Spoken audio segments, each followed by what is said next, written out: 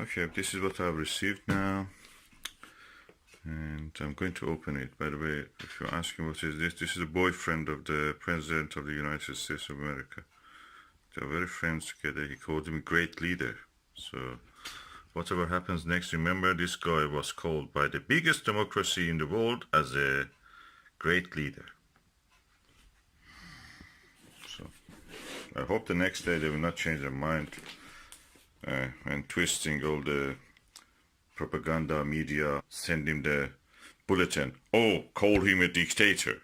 Okay, remember, he was a great leader for President of the United States. And everybody followed on that. Surprisingly in Britain also. Okie doke. Let's see.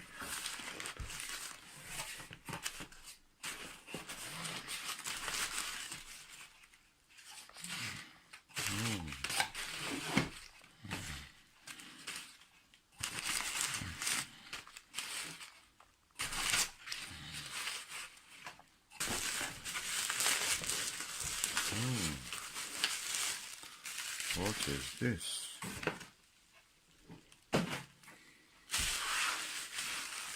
Looks like a pillow. Let me open it. Japanese pillow.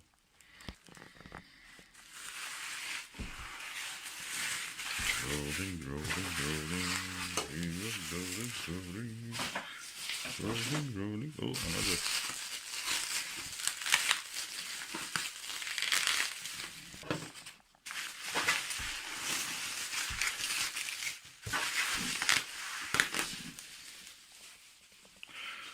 Another layer.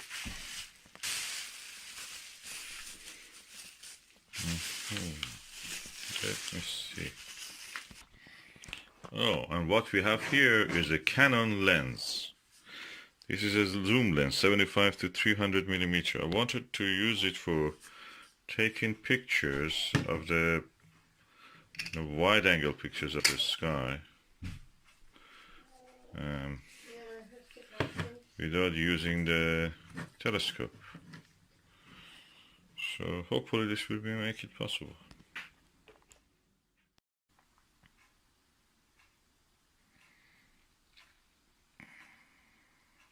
And this is the lens. I must say that it easily gets fogged. The fog forms on the lens in here and back. I think I read somewhere also that somebody told this easily gets fogged. And probably I have to use a lens cap or lens shade kind of thing. We will see. That is the way that the lens looks when it is extended. It extends from 75 equal to 75 millimeter to 300 millimeter in the normal old style films, as they say. And we will see if it works on my Canon EOS 100D.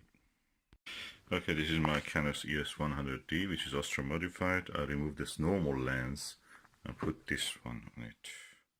And that's the way the photograph looks at the 75 millimeter zoom, the minimum,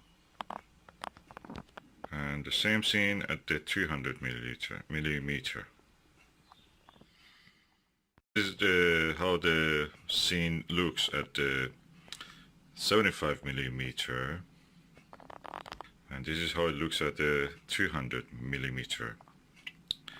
As you can see, it is now using flash. I put it on automatic and it went on the flash, so you see a little bit exaggerated colors. And of course this is a astro-modified camera, as the label suggests. So the infrared filter is removed. Of course this is the same scene with the flash disabled. So far so good. The camera works really good, at least in the daylight. I will try it on the night subjects. I want to have the vast expanse of the Orion Nebula and Sword of the Orion and 3 stars of the belt. To show you the difference the zoom makes, I've taken this shot. At the bottom of the image, the lower part, you see a tiny bottle, or bottle, kind of plastic bottle. And now in the next shot I'll show you that bottle again. Okay, this is the 75 millimeter zoom, the lowest for this camera. In the next one you see the 300 millimeter. As you can see, I've zoomed on 300 millimeter on the bottle, and you can see the bottle is a bottle of milk bottle, and brambles and privet, the plant that anyway the silkworm likes to eat, and is evergreen. And you see that the zoom, I go back again to show you, the bottle is at the lower part, and I go now to the back to the zoom. That is 300. You can see that. I've changed the lens to a 24 millimeter with relatively wide angle lens. It's not a original, it's a Sigma, it's not original, so I have to use a Canon adapter to attach a T adapter, and it doesn't work with the autofocus, so I'm just going to take a picture, focus it and show you. This is a wide angle. Can you see the bottle? It's near the junction of the grass and the soil and the trees. I will try to zoom in it by digitally zooming. Okay, it is there, you can see it there, a blue cap with the thing. You can see in the tiny square here, the tiny square in the middle of that biggest square is the amount of the zoom that it shows, the amount of the area that I've zoomed in.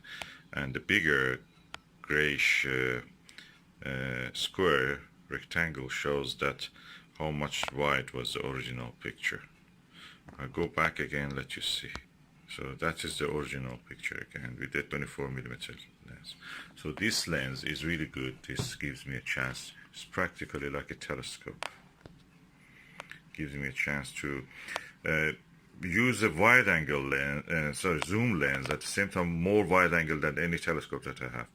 This is equal to, let me tell you, this is practically equal to 5.6 f ratio. So quite wide angle. And yeah, hopefully we will see what we can do with this lens. I will try it in different conditions and different light, and show you the results hopefully. Okay, I'm now taking pictures with the Canon zoom lens. This is with the mobile phone I'm showing you, and I have used the Canon just to take the picture, and I think that's actually not bad.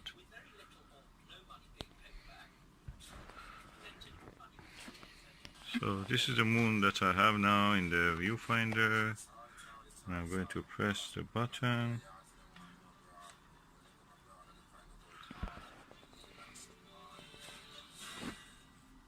Wait to see.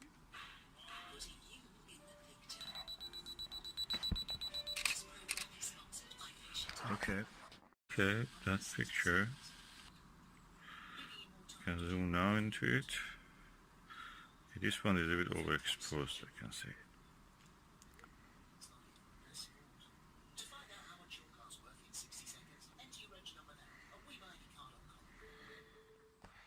Okay, now I have what I want actually. Okay, this is 75 millimeter now setting. I can get a very wide angle view. It's good for deep sky objects like the nebulas, Orion Nebula, Belt of Orion, the Barnard Loop, and such things. So I'm really happy with this. I will use the lens for this. If it is clear tonight, probably take some photos. As you can see, I have brought down the aperture setting to 5.6, the f ratio, and I could actually record the Earthshine. And you see the branches of trees, of course, in the shadow dark area. and ISO is 400. I've now increased the ISO, and you can actually, it's ISO 800. You can see the details of Maury in the dark side, in the Earthshine. Now ISO is 1600. I'm really pleased with this image. It shows really good details in the Earthshine part. These are the areas that the Earth is shining on the moon and giving it a lovely glow.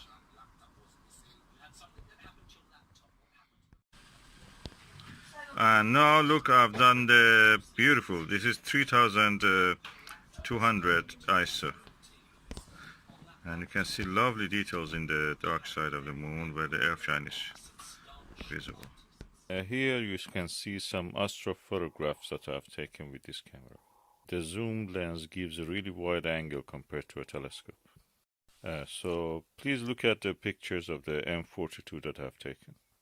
These are with different times and different ISOs sensitivity.